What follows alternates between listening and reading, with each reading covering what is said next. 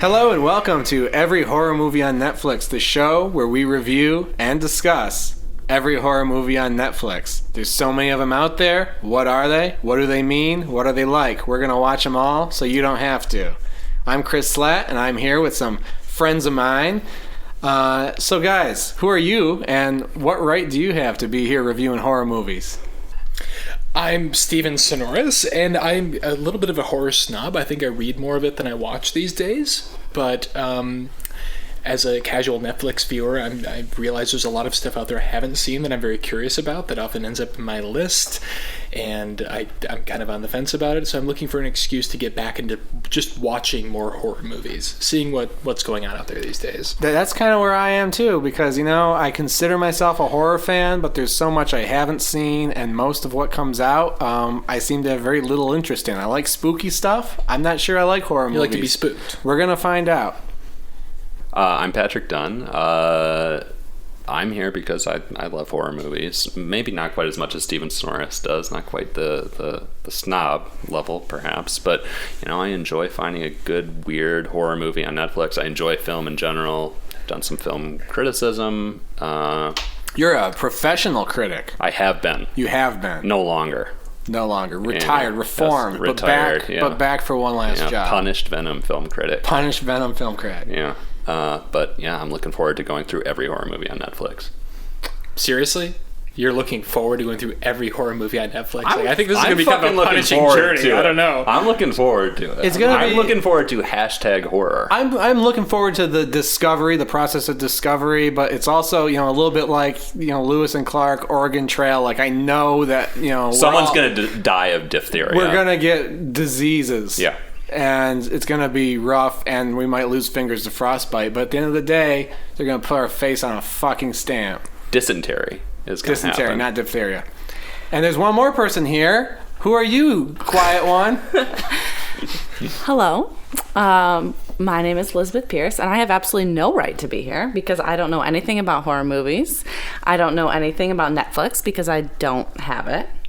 And I really don't know anything about film, but I can approach everything with a very open mind, which I think is beneficial to this group of astute critics. But you're a librarian. Can I ask you, have you seen a film before? I've seen some movies. I don't know if I've seen any films. So you know something. Yes, I know. I know a few things, and I know. Do you know what horror is?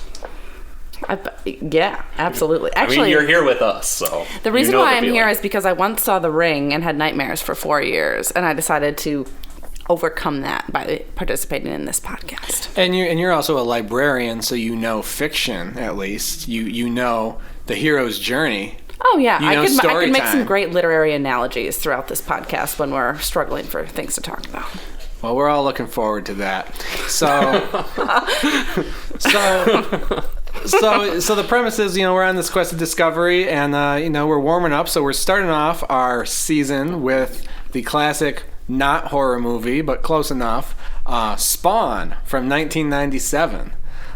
So, Steve, would you like to explain the movie Spawn for those who haven't seen it? I don't know that I can, but I will say this is more of a voyage of rediscovery for me because I did see this in theaters in 97. Wow. I forced my mom to take me. She would not let me see it in the initial theatrical run, so I saw it at the Dollar Theater where I think the other screen was playing Titanic, which played for who knows how many weeks, You right? should have seen Titanic and should have Spawn. gone to see Titanic and left you to see Spawn. You know, we talked about this beforehand. She was horrified that I'm still thinking about this movie. I thought you were going to cut that at left you. She should have gone to see Titanic and left you in the parking lot of the movie theater. If I had a kid that wanted to see a movie, like the movie equivalent of Spawn now, I would leave him in a parking lot. I would rather... In a car with the windows up on a 90-degree August day. Listen, not to spoil our discussion, because we're going to try to have a fair and balanced discussion of Spawn, but I would rather be on the Titanic than watch Spawn. Well, listen, I'd like to try and give our listeners a short summary of Spawn. Please, here. if you can make sense of this and give some context. So, how would you describe Spawn? So Spawn is fundamentally a movie about a ill-fated soldier who, in fact, makes an ill-fated deal with the devil, which is portrayed by a basically unmoving Oh, animated character we're referred to going to get as deep into that Malboja. later, but... And he then goes on a series of journeys accompanied by the devil's sidekick, which is a disgusting, horrifying clown, which we will also get into later. Played by John Leguizamo. Johnny Legs.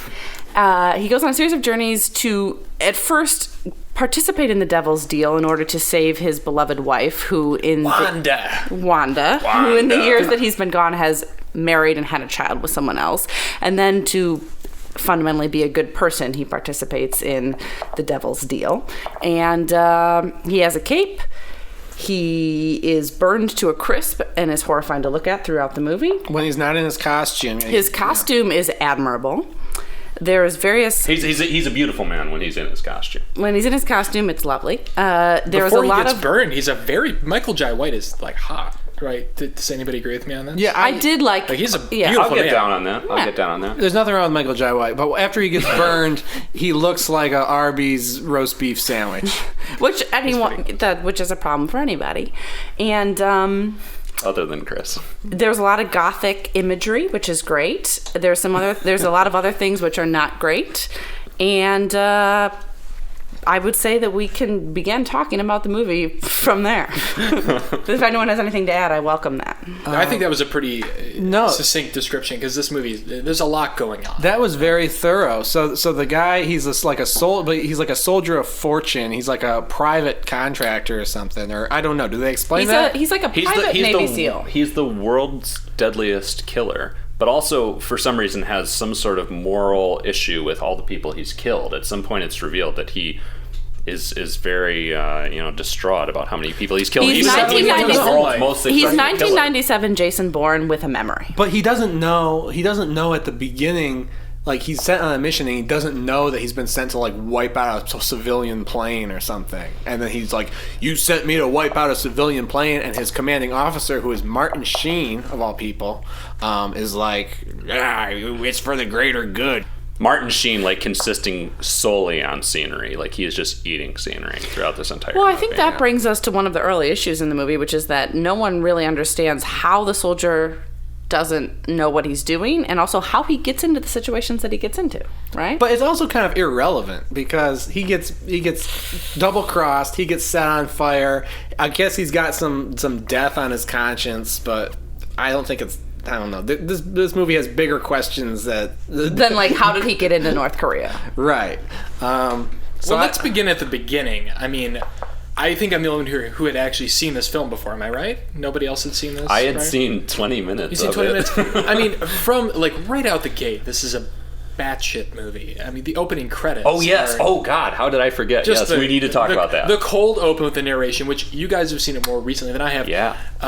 It really did feel to me like the beginning of a 90s arcade game. Like, I felt like it should have ended with something like, and your mission is. Like, it felt like it was directed at me. Like, I had a controller in my hand and I was playing this movie as a video game. It was absurd. See, I really appreciated the opening because it felt like a comic book. It felt like that opening narration, those opening panels of a comic book that are super exposition heavy, and I loved that. I also loved the opening sequence, which is batshit. Like, the titles, the text effects are just insane. It looks like a fucking, like, crack. You're just on crack for that opening. Well, it looks like a Windows 96 screensaver, which on crack. I have a fondness for, so I didn't Windows have any complaints. 98, Yeah. 97, 96. 96. Yeah, so- Windows 1885. And I was hoping, like, I was into it through all that because it's the narration at the beginning is so over the top. I forget the mythology, but it's like every 6 millennia, Satan builds an army and needs a badass to lead this army. Oh, is that true? Did they say that at the beginning? No, but it's something like that. In so many words. Chris, did you narrate Spawn?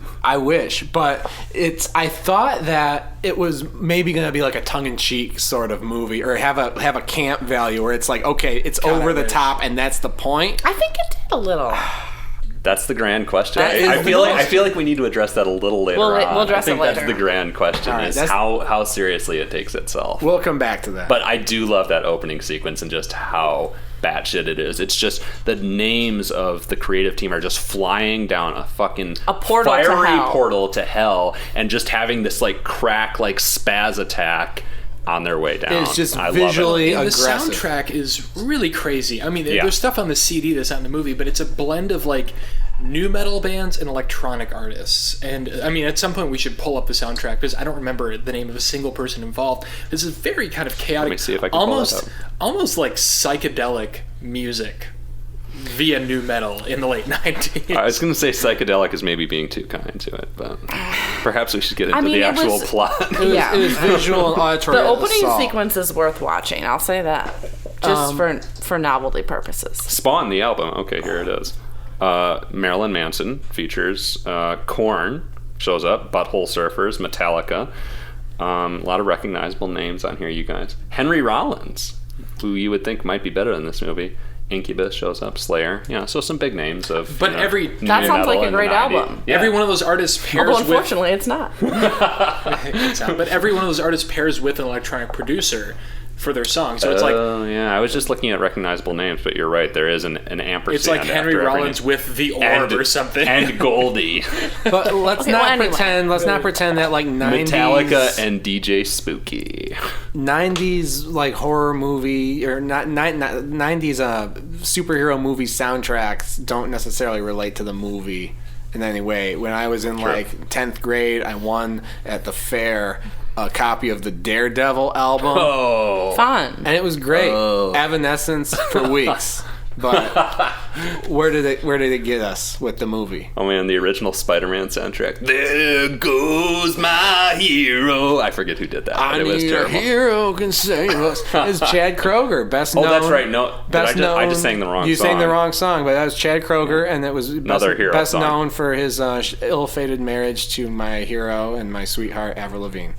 Your hero win. But we are way off topic. Yeah. Let's get back to Spawn. Please. Now I've been itching to just open the field to this question because Oh yes, please do. because in my mind, any discussion of Spawn the movie begins and ends with John Leguizamo's fucking clown, and how did we feel about it?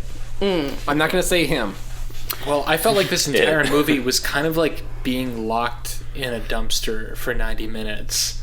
Yeah. While I was starving and like it simply had to rely on But what were was you available. so starving had that to the eat. maggot It was pizza tempted disgusting. you? Apparently, those are real maggots. Some of them are real. That. I don't know. That's what I read. And I think it's a great performance. I feel like he does disappear into the role. The problem is in the character and the writing for the character. But I think Johnny Legs, good friend of ours, does a really good job with it. Yeah, that's the thing, because I hated every second that fucking thing was on screen. But also, I felt like I was very deliberately supposed to hate it. And so, in that regard, it was a success. Like, they did what they were trying to do. Do I agree with their intentions? Do I think it was moral? No. But I can't say it didn't work. So the clown was actually probably one of my favorite parts of Spawn because I was so repulsed and so horrified, and I had this like visceral reaction that I'd never had to any movie character before, and I had to like look away from the screen multiple times. I could not stand to like watch him when they zoomed in on his mouth and those teeth, and when he was like, you know, farting the green gas, which also, let me just say, was never explained. It was horrifying, and I had to look away, and I thought, this is amazing acting. This is amazing. This is an amazing character, and I hate him, and that's my opinion. I feel like I have two key things to say about the clown, the Vindicator, Johnny Legs, however we want to refer to Violator. him. Violent. The Violator. Vindicator I'm is sorry, one of the his Violator. brothers. He has 5 brothers, and that's one of them. But no, it's Violator. Is that true? Got a little It's true. bit of, Yes. got a little Okay. bit of All right. Spawn lore. Tune in next week for Steve Sonoris' Spawn. I mean, I grew up on this mythology. shit, but I didn't read the comics. I just saw the animated series and had the toys. Anyway, So I feel like first we need to describe this clown a little bit because we're talking a lot about the clown and we haven't. We gotta really set this clown up for people who haven't seen this movie. contextualized. Yes. Yeah. I really don't want to think about this clown right now. Go ahead. We have to. We're here. We gotta. Elizabeth, do you want to try and describe the clown, like just what he looks like? Because you responded so viscerally to him, and I feel like you're gonna do him full justice or injustice, perhaps. Well, I'll Is probably what he do him. deserves. I'll probably do him injustice. He is a small, morbidly obese character that is filthy, has pseudo clown hair, the two sticking out the side and one up top. He has this garish clown makeup, which is bright blue. He has literally 4 times as many teeth as he should, which are all narrow and green and mossy.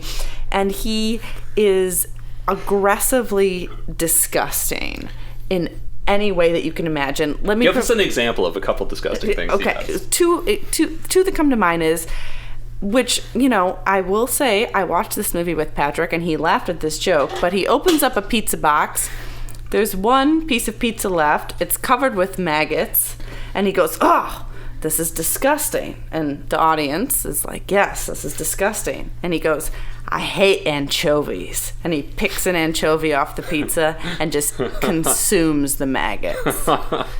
Yeah, that's the best example archetype I can get of the clown scene. I laughed at that kind of the way that I laughed when we watched Spawn and they were chopping up the dead pigs, and that you have to do something. Oh, Spawn.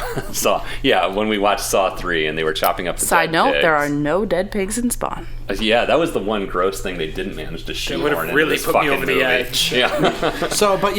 I think the most important thing to understand about the clown is, first of all, he has a narrative function, right? So it's like, basically, so Spawn is a badass killer. He dies, he goes to hell. He's in hell for like 5 years. Then he comes back with no memory of his time in hell as like an undead badass. And basically, the devil's trying to use him to recruit an army or lead an army to like take over the world. And his basically the clown is his handler, but it's also Martin Sheen's handler. Martin Sheen, again, the head of like the He's the head of the CIA, actually. it's No, basically A6. It's like a stand-in for the CIA. it's a stand for the CIA, and it's a little ambiguous whether it's public or private sector, so I don't know if our tax dollars are supporting it. But the fucking clown is in almost every scene of this movie. He's inescapable. No, I think it's a Hannibal Lecter Unfortunately. effect. You feel like he's in every scene of the movie. No, I want to he's in count. I want almost to count every how scene. many. He's how in many almost every minutes scene. he's actually in. At least Bet like you he's in 17 minutes, just like Hannibal Lecter. In No, Silence of the Lambs. No. he is an I'm overwhelming kidding. presence. But so is Hannibal Lecter, and he's only in 17 minutes of the Silence of the that's a Lambs. good academic point about Okay, Silence of the well. Lambs, but the clown is We'll be not. discussing that when we get to S. The clown does appear more frequently than I think is warranted. It doesn't help that every single one of his lines is a one-liner. I mean, I think if I were to watch it again, I would find And that to be such true. a horrifying Every single line, one-liner. is exposition disguised as a one-liner. It's just And what stuck out to me is there's these like dated 1990s jokes. It's like almost like watching Aladdin, but like the genie's jokes still hold up. But this clown is like, "You're so messed up. The whole cast of ER couldn't put you back together." No, it's absolutely ridiculous. I mean, the one that stood out to me is he, at the very end of the movie, hopefully this isn't a spoiler, there is a loose head, and he refers to like the main woman of the movie, and he goes, "Hey, want to get some head?" And there's this like long pause, and it's just That was awful. uncomfortable. Okay, here's my point on the clown though. Is that I feel like this movie is perfectly keyed. It's a secret success. It's perfectly keyed to appeal to like the target audience of Spawn at the time this movie came out, which was basically dumb teenage boys. As I watched the clown, the violator, whatever the fuck you want to call him, I was like, okay, who is this geared to appeal to? These terrible jokes, these, gas bag jokes. Everybody's, for our listener out there, everybody is giving me super skeptical looks right now. No, it wasn't about you. Oh.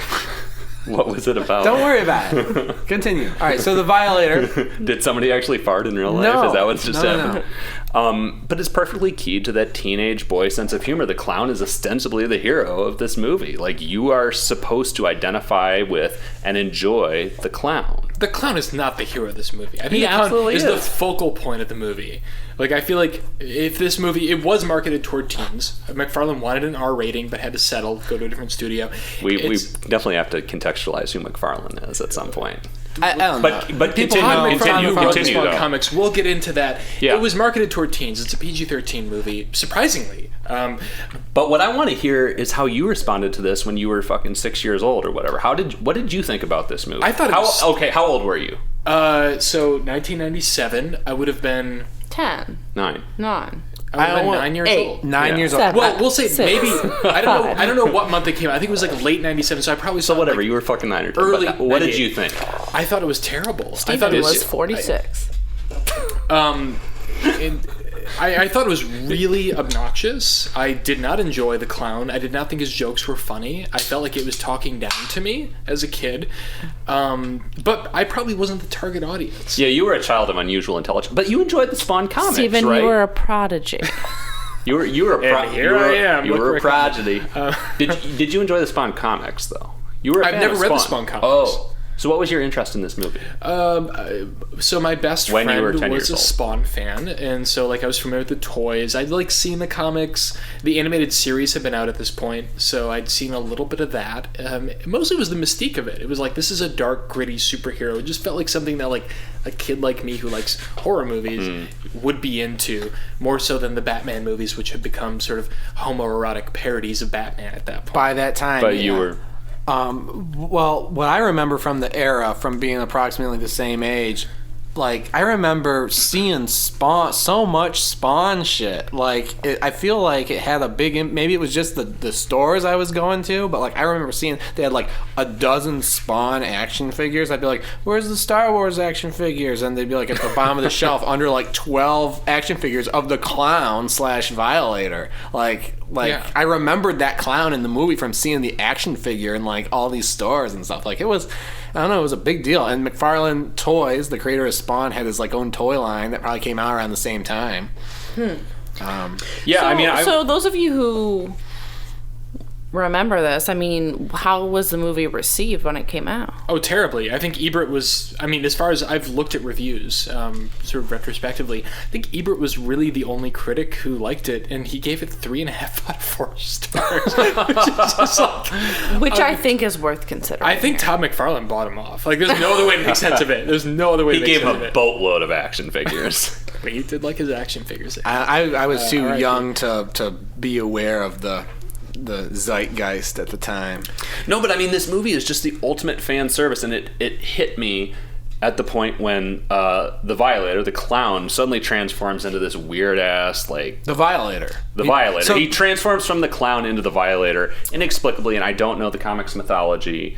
So I think it's worth noting here that this clown character, who has been horrifying and disgusting and like an obese sidekick to the devil throughout this movie, suddenly becomes the Violator. Which was what I was just explaining. He, Well, he becomes No, this he is the horrifying- Violator. The clown is his, like, earthly persona. Okay. Yes. Which Okay. makes no sense because he stands out just as much as the clown as he would as the Violator. It's not like he's not blending in. Human It was beings just are clear not to me. shaped that way.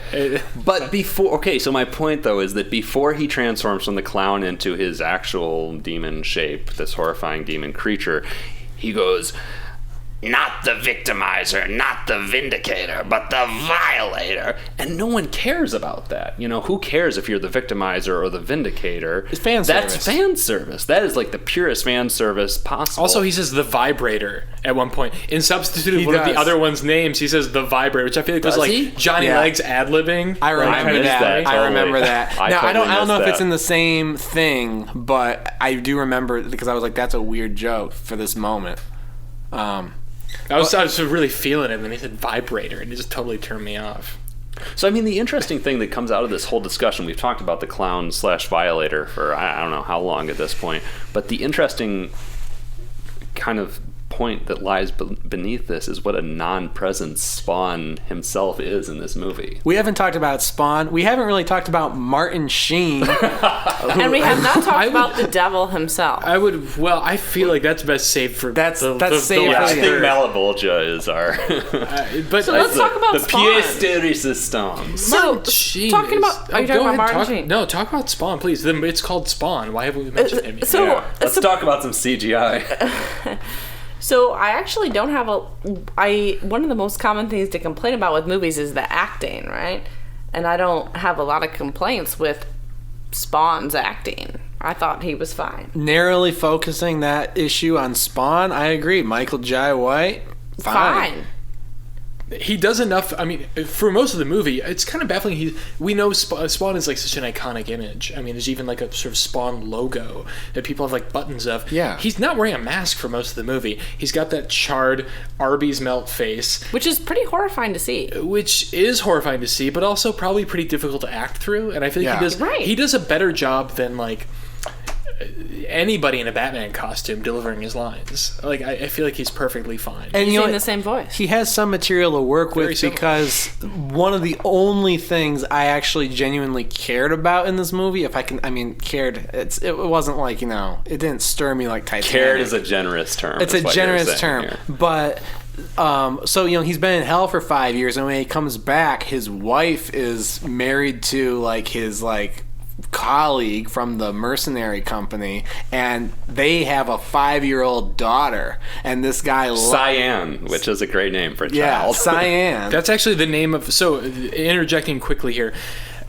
Todd McFarlane's real wife is named Wanda, and his daughter is Cyan. Oh, So weird. it's very autobiographical. He named them Weird. after the Spawn characters. That seems like something I would be offended by. He was on a quest to meet a woman named Wanda. A black woman named Wanda. Wanda.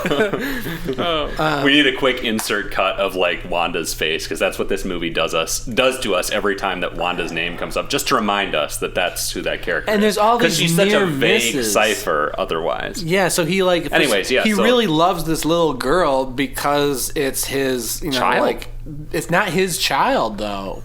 It's not his child. Oh No. right, yeah, I'm sorry. It's Yes, it's no. his buddy's child with his wife, but Yeah. because it's his wife's daughter, he feels like it's his child, and he loves his child, and he also loves his wife, but he keeps getting all this alone time with the child and not with the wife. You would think he would be able to be like, "Yo, Wanda, it's me. I love you. Look through the roast beef face. Your favorite color is, cyan," and she would come back to him. But that never happens until like the end of the movie. She finally realizes who Spawn is. Does she Yeah. realize it at the end of the movie? I may have just made that up.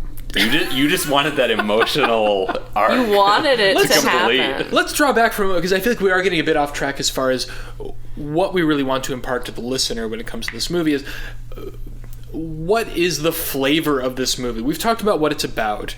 We're getting into sort of the emotional core of the narrative. We haven't talked about Spawn quite enough yet, though. We have to come back to Spawn himself, but continue. Well, I just want to say There's this a lot is to say about Spawn. This is a movie that it's really griefy. You know what I mean? Like it's really like it's like so much of this movie is about like a very human story. It's about a guy who does something he regrets and sells his soul to the devil to get his wife back. And so much of the movie focuses we've all on him been like there. trying to do that. Because that is another point that I'm not sure we've talked about. Like, because basically they're like, you can have your wife back if you like lead Hell's army, and he's like, I'll do anything, and that's the extent of that character. I think the point. core of this That's movie, his it's very motivation. comic booky, it's very simplistic, but it is like it has the potential to be a very emotionally powerful story for the medium. Yes. I think at the core, what we've just been talking about for the past 5 minutes or so, like, kind of works. But then the movie continues. There's a good movie in there somewhere. Yeah. Here's an interesting thing that hit me about the whole character of Spawn. This is more on the writing. But Spawn, what's his name? Al Simmons. Al Simmons, yeah. Al Based Simmons. on a real guy, too. Also, Really? I'm not fucking kidding. It sounds like I'm just making this shit. up at this point. Al Simmons, dude, the slight detour. 'cause Military hero. This is really actually kind of interesting. Wow. Al Simmons, I think, went to grade school and middle school with Todd McFarlane. He is black. They grew up somewhere in Canada. Wow. They played sports together.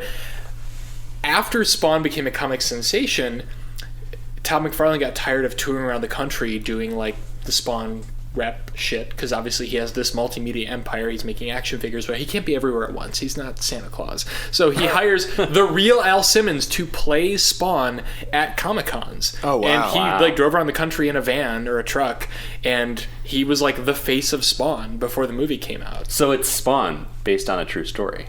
Essentially. Yeah. As far as I can tell. So anyways, the thing that hit me that was so weird about this character in the movie is that, obviously he undergoes a lot of emotional trauma in the first half hour to 45 minutes of the movie. And Also and, physical trauma. Yes, true. Physical trauma, absolutely.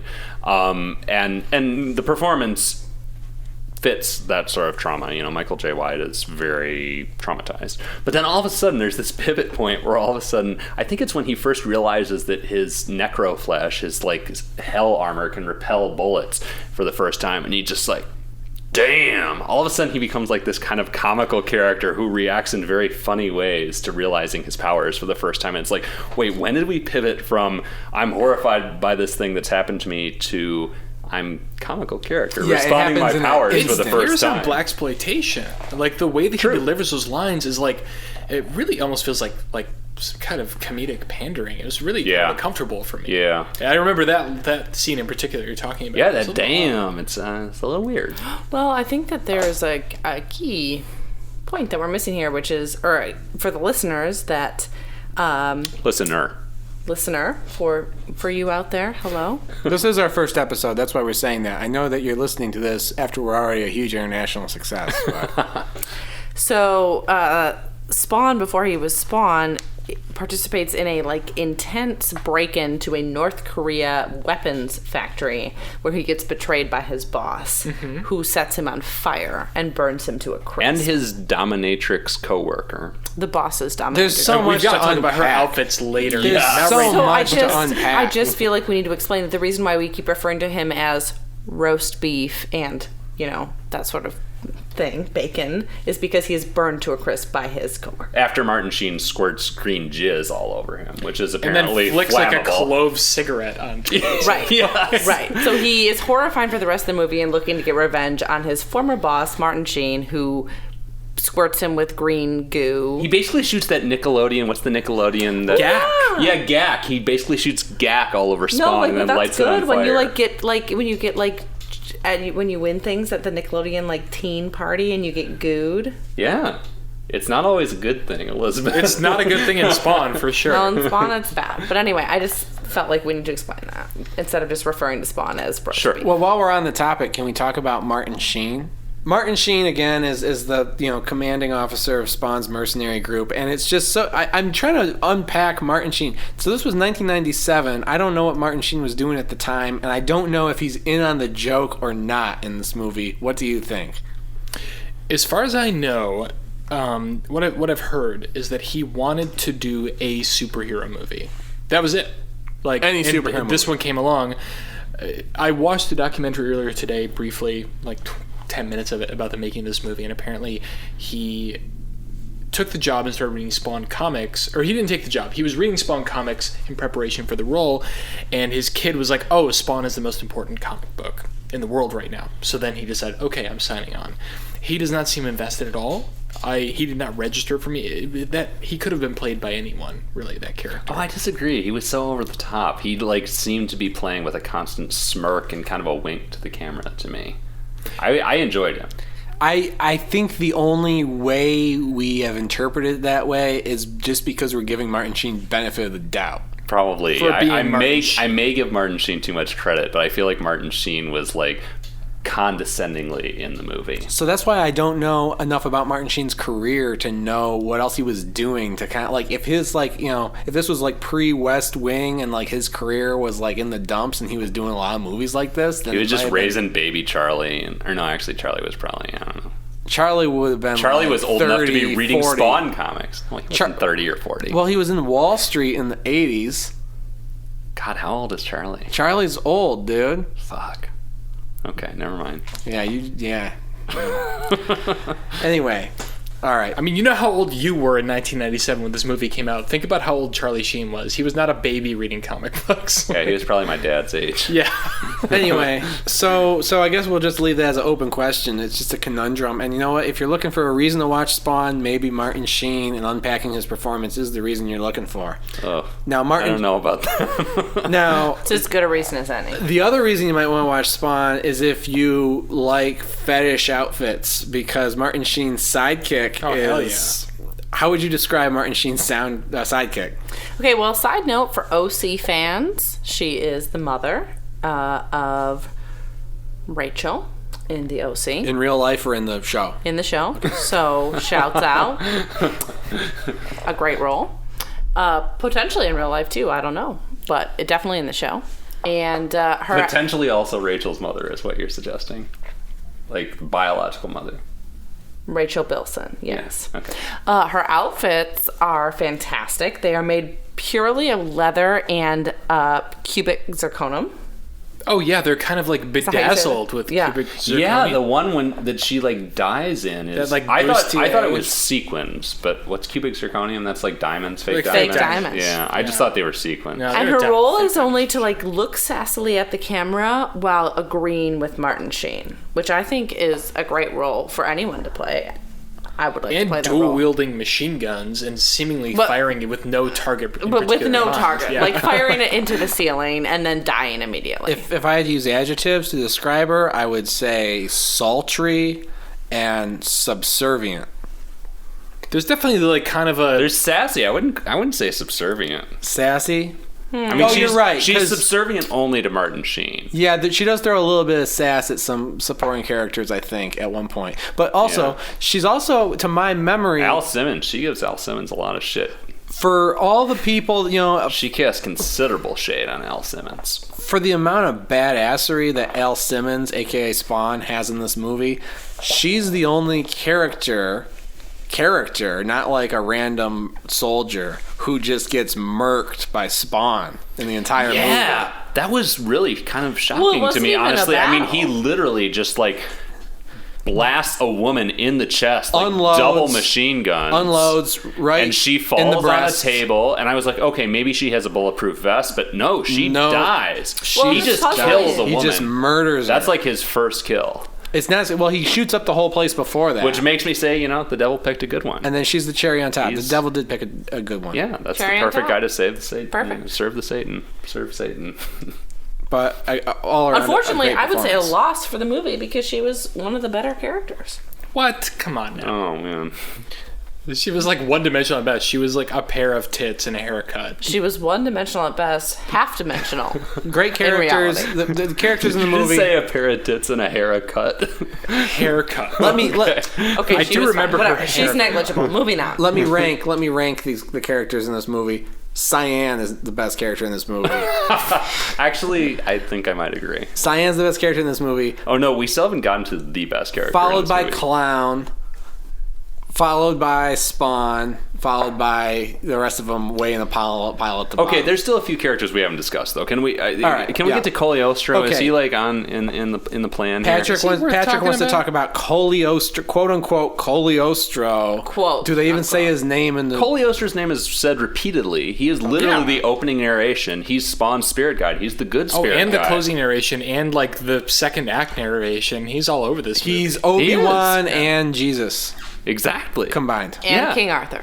And yet you don't really know who the fuck he is. He literally does the opening narration. He even explains to you who he is.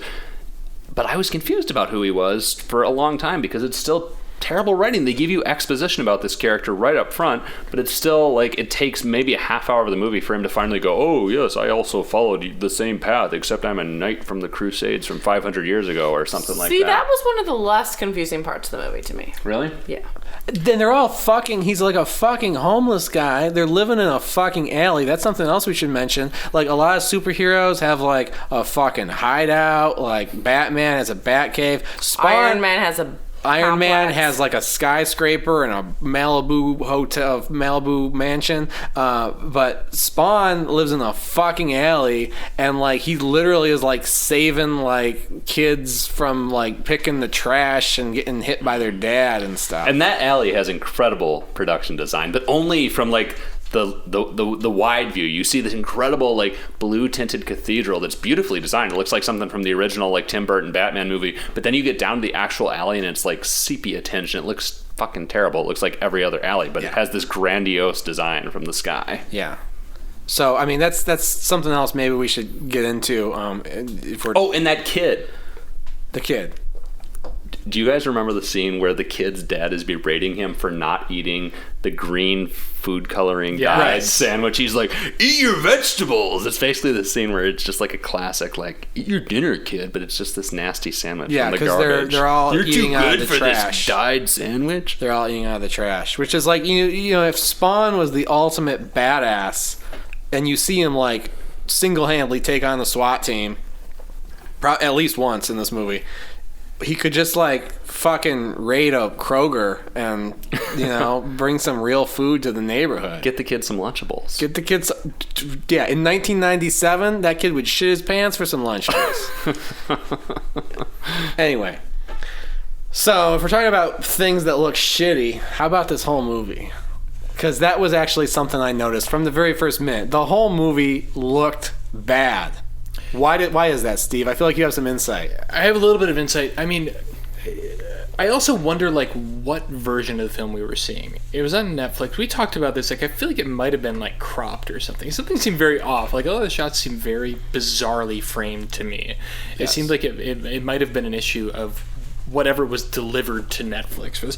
But yeah, it looks awful. I mean, like the director worked. He was a special effects guy, Mark Dupay. Mark A.Z. Dupay. A.Z. Dupay, who had worked on the dinosaurs in Jurassic Park. He worked on those better. He worked on The Abyss. He liked worked that on better. T2, and this was his directorial debut. And this movie just feels so incoherent. And I think one of the reasons for this is it started at a big but I think modest budget for a superhero movie, like $35 million. They did a test screening and it went so well. Normally, I would think when a test screening goes well, you think, oh, this movie's done. They decided to increase from something like 70 visual effects shots to 400. Mm-hmm. You know what? Yeah. Wow. Because the test audiences loved it so much, they thought, oh, then we need more of that. The 70 were probably the only visual effects shots that worked. It's funny because luck would have it, I watched half of Jurassic Park immediately before I watched Spawn. So luck would have it. As luck would have it.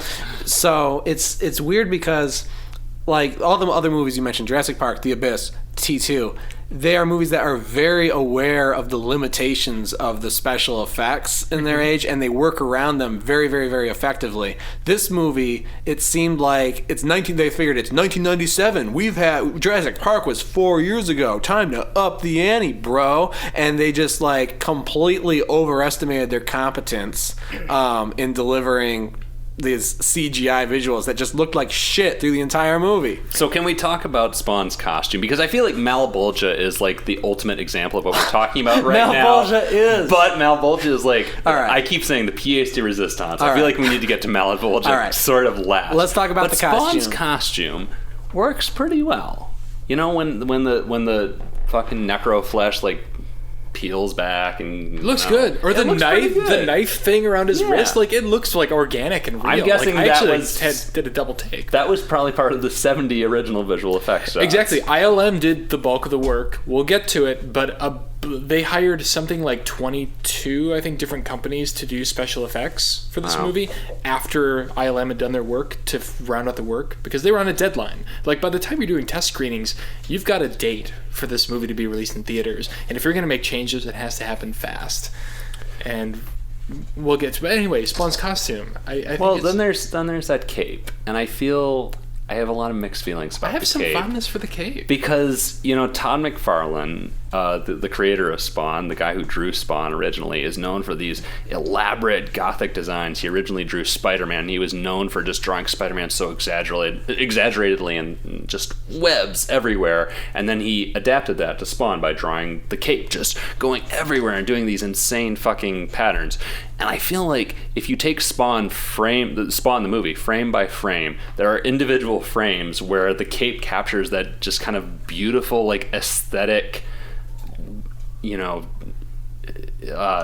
doesn't make any sense by the laws of physics, but it looks beautiful. But then for every frame like that, there are probably 50 where it's just this amorphous CGI blob that's what is that thing doing, Yeah, they just overestimated their competency a little bit. I don't know. I mean, I've seen a lot of superhero movies, especially recent ones. I've seen all the Avengers. I've seen all the Guardians of the Galaxy. I've seen Iron Man. I've seen everything. And the one complaint I didn't have with Spawn was his costume and his cape. The cape was over the top, but I thought it was fascinating. And there's plenty of superhero costumes that are above the imagination, and I didn't think the cape was a problem. I actually thought I enjoyed that. I thought that was fun. Whenever the cape came out, I was excited. Yeah. I was excited when he reeled it in.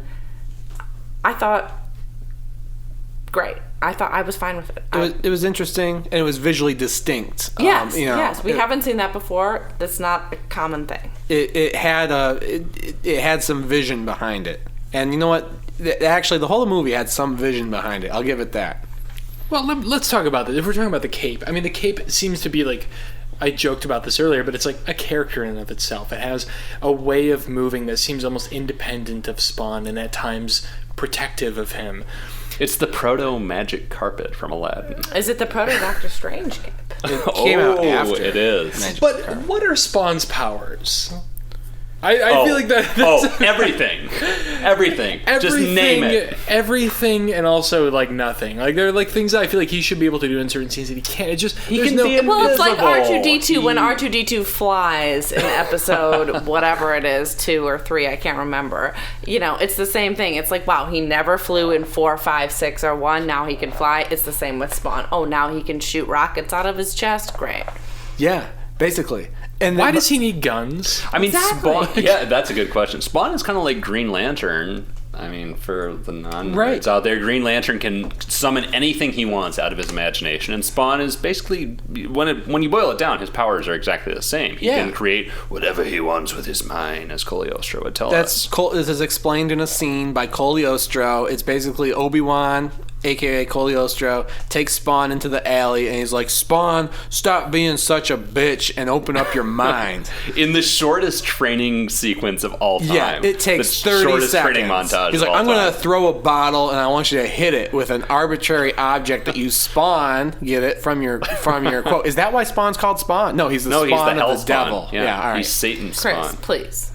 I'm trying to get... and Spawn tries to do that once and fails, and then the And then second he's time like, focus your nails mind. it. No, Nails it. Cagliostro's like, just think about it. And then he just nails it. Yeah. It's like, okay. It's that easy. Can we have a That's what happens Dagobah when you're. sequence here, That's please? what happens when you're Satan's kid. Man. But yeah, compared to Green Lantern though, because what can his suit produce? Because Green Lantern will fuck you up. Like, he can think of anything, and this guy seems to be limited to thinking of like chains. Okay, well, else? you know what? We haven't seen Spawn 2, 3, 4, and 5. So let's just... There was an expanded universe, but it hasn't been realized. The Spawn cinematic universe. So what about what I really...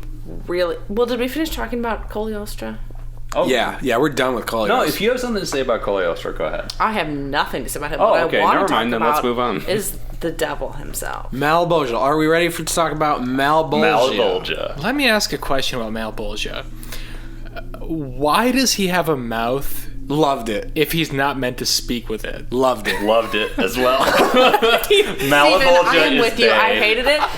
You know, I'm so obsessed with Malabolgia. If you can CGI a cape to like cover a motorcycle and morph into God knows what, you can make an animated creature's mouth move up and down. No, but so here's the thing. So Steve keeps talking about these many, many effects shots that they added, and it would seem to reason that Malabolgia is one of those. So and we should explain. Let's contextualize. So Malabolgia is The devil. the devil. He's The the devil. devil. He's and Satan. he shows up. Satan. He shows up in multiple scenes, and he's Yelling. just terribly CGI animated. He speaks, But but he is his from mouth. hell. His jaws do not move. His tongue kind of like lazily flops around as he speaks. It's terrible CGI, but it's also kind of a beautiful thing. And it's But- horrifying. And It's not a beautiful. What are you talking It's about? not beautiful. I'll get back to that. I want to defend Malabolgia, but okay. So it stands to reason that those Malabolgia shots are among the shots that were added late in the game. But also, it seems like Malabolgia is such an important character to this movie that he would have been among the original 70 shots. So there is and there isn't an excuse for him being as terrible looking as Maybe he they is. started off and they had like a puppet. I was gonna say That would be cool. because there is some puppetry in this movie. There are scenes. I actually think a lot of the stuff with the Violator really works. Agreed. When it's Agreed. the scenes where it's dark, especially Violator looks pretty good. There's some kind of weird like digital tracking shots where it doesn't match up, but for the most part, I think Violator looks good. The transformation scene. It doesn't look good, but it looks good for its if time. you cast your mind back to 1997, Yeah. I don't remember what I thought Some of it. of us can do that. Others cannot. Yeah, you were what, 5? 6. Yeah, it has this weird kind of creative... It looks like a drawing on a notebook page kind of coming to life. I loved it. I hated it because I wanted something better. But when you accept how bad it is, it's fantastic, really. I loved it because it was just such a bizarre looking creature.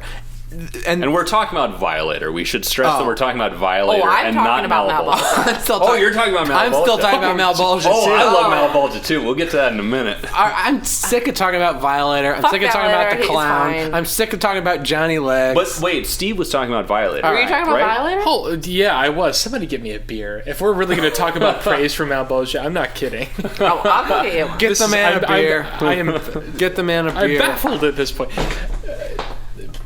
Patrick, since you first brought the idea, what do you like about Malbolgia? Like, what do you feel like works about that? I mean, do we need to cut this? No. Thank you, dear. Okay. You can cut it. Well, we're gonna Red cut it now noise. that you said we're gonna cut it. Cut. All right, we won't cut it. Anyway, So we're not cutting it. I should just keep going. bring it home. So, I mean, Malbolgia, so you ask what works about Malbolgia? Nothing. Those scenes look terrible. They look so bad, but that's why they're so terrible. good. But that's That's why why they're there's so like, good. yeah, that's why it's so good. It looks like fucking clip art. It looks like something from like Tim No, and Eric. listen. It looks like just the shittiest CGI imaginable. And at first I started to give it, make excuses for it because of the time it came from. But then Chris really contextualized it when you said Jurassic Park came out 4 years ahead. 4 years They before. Dunning-Krugers the fuck out of this Jurassic movie. Park looks Cut. so much better. Jurassic Park looks so much better than this movie, and Spawn looks terrible. But I love those scenes. They look insane, and I just smiled and laughed throughout them. They were extremely entertaining I'll to give me. this movie. I'll give any scene of this movie credit when there's like some artistic vision and like I just thought I don't know like Malbolgia, aka the devil, aka the grand villain of the movie, looks. This is the one time in this broadcast that I wish we were working in a visual medium so we could show him. But Google it. Please Google Malbolgia Spawn and see what we're Just talking take a real close look at his hair. He's got like a especially. mohawk or something, and I mean it's like It's just a few stray hairs. I mean, Also, Oh no, Christopher, it's a full please, head of hair. Just none of them move independently of each Christopher, other. I think that your take is inaccurate about him being the ultimate villain of this movie because he's not. He's the puppet master. He's the supporting character.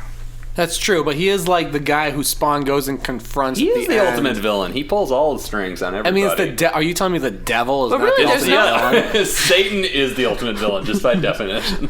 I would say Satan is a supporting A character in supporting Spawn. character. Maybe in your Yeah. life. Can we just sort of again to draw this back and give some context? Let's describe. It's probably going to take all four of us to manage to make sense of this. Yes. The hell sequences, what they look like. I mean, first of all, in Ebert's review, look up the video, read his review. He thought it was great. He refers to it as being reminiscent of Hieronymus Bosch. Okay. True. Hieronymus Bosch. Look, I can't Hieronymus even Bosch. say it. Hieronymus Bosch. Hieronymus Bosch. It's a difficult name to say. Come on, say it Okay, yes. fast. Hieronymus He Bosch. thought that the art direction was inspired, and I'm baffled. That's why I feel like he must have been bought off or something. It makes no sense. I mean, these are clearly, in 1997, as a kid, I was like, these scenes don't work. This looks like worse than like a PlayStation cutscene. No, exactly. No, That's what it is. They were listen. PlayStation 1 graphics. That was what I thought. That's what PlayStation Look. 1 graphics. I liked what Chris said a minute ago really struck me, because you said something about artistic vision. I forget exactly what you said, but those scenes have vision. They have vision, which is more than They you can don't say for a execute lot of on the execute. vision. yeah. They don't execute on the vision, but they have vision, and I like that. It's Look, like if you had- listeners, listen. If you have seen The Lion King, picture the hyena scene when it's like yeah. with Scar and Yeah. the hyenas are on the rocks. Be prepared. Be prepared. And And picture that with red light instead of green light. You can picture the Malbolgia scene. Reimagined as a cutscene from Twisted Metal. Yeah. I think. So that's what we're working go. with here. And Lion King was better animated. So now you know what we're talking about. What's bizarre is in the hell sequences, there's like no depth of field. There's just fire everywhere. Yeah. There are Well, And there's like a moving million rocks. hell soldiers which everywhere. are just the same Yeah. actor doing different it. poses, played forward and backward repeatedly. Yeah, like Well, there's that's fine though. That's not important. Like, I wasn't focusing on like the actors moving. yeah, it looks bad, but you know, I couldn't help but notice it. It just what if I said that judging a movie like this for its graphics is only as legitimate as judging a video game for its graphics? all right. Well, I think if we're talking about a movie from 1997, sure, but there are things in this movie that look great, and these scenes, which are pivotal, look exceptionally bad. Yeah, they are Agreed. noticeably noticeably worse bad. in quality from the rest of the movie. But I Right. still love them. They're still some of my favorite scenes in the movie. Like when you have like John Leguizamo being picked up by Malabolgia, and it's so shitty, but also just it's really funny, and also I don't know. I enjoyed the artistic vision, and I also laughed at it. I don't know. Artistic vision. This is ridiculous. Well, There was listen, vision behind it. There was vision behind it, but you know, I think the lesson to take away is the lesson that we take away from Dirty Harry and Magnum Force, which is a man, or a studio in this case, has to know his limitations. Briggs. You got to know your limitations, and the effects house did not know their limitations, and that undid the visual look of Spawn. Well, the hell sequences, I can tell you this for a fact, makes a little more sense. Yeah, is there knowing some this. background on so, this? a little bit. And I wish I'd done more research on the company that actually did this and found out exactly what happened. So, again, there were the test screenings. They had to felt they needed to add a number of effects sequences. New Line gave them some more money. So the hell sequences were entirely done by one company, Santa Barbara Studios. And these were done after the fact, after the test screening. I believe so. Okay. They had to have been, because they were delivered 2 weeks before the release date for the movie. This and I think makes at this so point, much more sense at now. this point, they were just like, "Oh, fuck it. Well, that's what we got. I guess we have to roll with Yeah. it." Like, these are scenes that, like, apparently, the company that was working on the Santa Barbara Studios also, I think, in the same year was working on another notoriously bad CG film you guys might not be familiar with, An American Werewolf in Paris, Fun. which, Google it, has some of the worst effects in history, especially considering its lineage, right? that related Werewolf to in London is like Werewolf of London? a masterful film with practical effects, one of the greatest werewolf transitions ever. I think we'll they get there. replicate that scene entirely in CGI. Is that on Netflix? I think it's on Netflix. I thought 4 it was years shit. It's from now. not. But I think it probably W. will be again this fall. It has been in the past. I hope we get there. It begins with A, so it'll Yeah. be early on the list. be if early it's on. showing. Un-American. Okay, yes. But anyway, yeah, they delivered 2 weeks before release date, so no time to change anything. They were That makes so clearly much more rushed. sense now. That's why his mouth doesn't move. Yeah, I feel like they. But is that really the thing that you sacrifice? Yeah. The mouth movement? Yeah, because you have to animate the render that basic shit. movement I would of the prefer his character. arms stay still and his mouth move than. It would probably. I mean, it'd actually, probably to be take- fair, his arms don't move that much either. It's kind of He just he's kinda there. bobbles They just like back and created the forth. creature, and then they were like, "Fuck it, he can't really do I anything feel else." like I could have done that in Microsoft His tongue Paint can in like like kind 4 of seconds. undulate a little bit. His tongue undulates. hundreds of hours of rendering per frame to make his mouth move. They would have never met the deadline. So, what's our overall conclusion? Yeah, Patrick, would you recommend Spawn to a friend?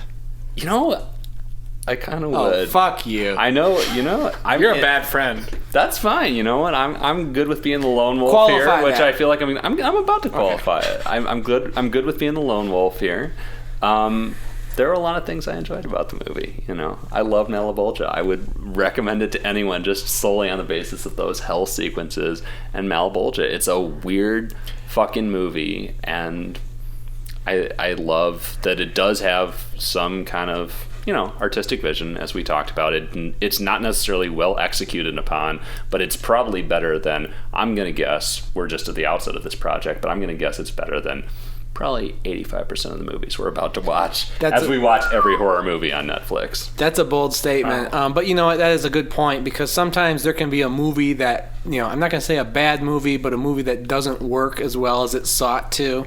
And, but that movie might have a few, you know, memorable moments, iconic moments, things that are going to stay with you and things that you want to share with your friends. So I understand. Whether or not you want them to. So I there were- understand the the case was recommendation. I mean, there were multiple moments in this movie that just delighted me, where I laughed out loud and was like, "Oh my god, what the fuck?" You know, I mean, whether that was because it was actually objectively good or bad, I don't know, but I derived a lot of enjoyment from this movie. Elizabeth, would you recommend? Spawn? I would not, in good conscience, recommend Spawn to anybody. However, I do feel closer to all three of you, knowing that we've all watched Spawn and can now make related jokes about Spawn. I think that if you would like to get drunk with your significant other, I would recommend pouring yourself a tall glass of whiskey, watching Spawn and appreciating it for what it is, which is... Why didn't we have whiskey? A terrible movie with some good elements. But if you are not really interested in that, I don't think you need to watch Spawn. You could just listen to this and call it good. Listen to this, look up some pictures on Google Images. Just Google Malebolgia and you feel like you watched Spawn. Wait, so was that a yay or nay in the end? Yeah, this is pass-fail. This is a fail. Okay. I'm going with fail. Okay. Steven, pass or fail? Fail. I mean, I've seen it probably 5 times at this point. How did you see it 5 times? 1997, 1999, I saw it in 2001. 97. I'm sure that even though I thought I had mixed feelings as a child seeing it, I'm sure I had it on VHS. Probably about 5 times, I think, in my life I've seen this movie. This is the first time, obviously, in many, many years. It made me deeply uncomfortable. It's really difficult to look at. I didn't really feel like it was that fun, though. I did watch it alone. I think if I was going to recommend a substance to consume when watching this movie, I'd say get high and watch Spawn. I'm sure it's a lot of fun. But if you're just sitting alone and like having a beer, it's gross. It made me feel disgusting. I see a lot of wasted potential on one hand, but also feel like the source material itself is pretty juvenile. Just read the comics. Wait a minute, though. Just read the comics. Out of the 5 times, each time, how do you think you graded it, each of the 5? What's the best time you had watching it? No. Best time I had watched it. No, I think Pass that's or right. fail each of the 5 times. I say fail every time. I have to give it a fail, and you know what? I'm going to give that fail with prejudice. There's nothing like a fail with prejudice. You know, I always want to see the good in a movie, but a movie that is just so visually offensive and like aggressive and just bothers me from start to finish. Oh, yeah. And has that clown in it. I just cannot give any. The only thing I will say, I would only recommend it to a diehard John Leguizamo fan because it is a John Leguizamo tour de force. Double feature Super Mario Brothers and Spawn, I think, is ideal night for that guy. Before we end, I'd like to ask everyone, if you guys don't mind, if you had to say your favorite part of Spawn, what would it be? Steven? Oh, I've got to think about that. Okay. Anybody else? Did anything jump to mind? Patrick? Oh, absolutely. Every single fucking scene in hell. Every fucking scene with Malebolgia. Malebolgia is bae. Okay. Hands down. I'm going to play it low key. My favorite scene, the one that sticks out to me, was there's a scene about midway through where Spawn has a quiet moment with his daughter in like a gym. There's like something going on. Yep. She finds him, and it's like Which is inexplicable. Why is he in the gym? I don't care. Why are they It worked there? because it was a quiet moment. She got away, and like they bonded, and she didn't care that he had a roast beef face, and like they were bonding and stuff, and it was short lived, but it was one of the only real human moments in the movie. Real tearjerker, yeah. I think my favorite scene, not so much of a scene as a moment. We didn't really talk about the editing or the wipes in this movie. Huge oversight. There's one, and I mean, maybe somebody else can help elucidate this for me further because it's been a bit since I've seen it. I It's been will. 3 weeks. There's a scene with about. Cagliostro that. It's very Tim and Eric. Like the frame decompresses gradually into a sort of Gothic crucifix, then moves from right to left across the screen and plants itself on top of a building that does not have a steeple. Yep. It's the greatest wipe of all time. George Lucas weeps. My mouth was agape. Hundreds. I paused and watched it again immediately. Hundreds of hours rendering that. I don't know about 100. They said, "Are we going to do this wipe, or are we going to make Malebolgia's mouth move?" And there are tons of killer wipes like that. Like, I mean, like the screen just burns from left to right at multiple junctures. They're amazing. I mean, the movie is worthwhile. Just All right. for those I wipes, in double my back. opinion. Watch Spawn. If you've never seen Spawn, you know nothing about it. Watch Spawn. It's 90 minutes. You will regret it. You just changed your opinion to a pass, I think. But I did change to a pass. oh, shit! But I'm tied. saying it's a pass that's going to lead to someone else's fail. All right, you will regret watching Spawn, but I think it is worth seeing because it is truly unique, I think, as a superhero film. Also, we haven't even talked about that it's a black superhero movie. Not the first, right? Steel came first with Shaquille O'Neal, but I think it's like fairly interesting that in But he was 1997. a superhero before they made a superhero movie about him. Well, Elizabeth, what was your favorite part of Spawn, the movie? My favorite part of Spawn was the cape. I mean, you don't see superhero parts in many other movies that just absolutely completely not only go against the laws of gravity, but just don't even match with the superhero. And just command so much attention. I mean, he was not, like, it's like his cape was a second superhero. It's like he was there and then his cape was somewhere else. It takes up most of the frame when it's around. Yeah. And they give so much time to it, too. I mean, he lands and then the cape flutters around him for seconds. I mean, even just in the final frame where he's like awkwardly perched atop that steeple that like seems to be kind of going up his nether regions, but the cape is just like chilling. So, Chris, as the creator of this podcast, what's next? What are we going to watch next? Well, we're going to get into horror for real. The strategy of this podcast is that, with some exceptions, we're going to watch every movie on Netflix in alphabetical order. What I mean by some exceptions is if there's, a sequel that we run into and the prequel is available, but somehow farther down the alphabet, we will watch the prequel first. If there's a seasonal movie, maybe we'll watch that in season. If there's a super exciting movie that makes it on, maybe we'll watch that. If there's a movie that's about to leave that we really want to cover, we'll watch that. But we're going to go A to Z, which means our next episode we will be reviewing Rec 4. Now you say, but Rec starts with an R, and I would say you're right. Said that. Yeah, you're right, but it has square brackets around it, so they're cheating, so it's first in the alphabet. So we're going to watch Rec 4, found footage terror. It's going to be a great time. Please join us then. For every horror movie on Netflix, I'm Chris Slatt. I'm Patrick Dunn. I'm Elizabeth. I'm Steven Sonoris. And thanks for joining us, and I hope you enjoyed learning about Spawn, the movie.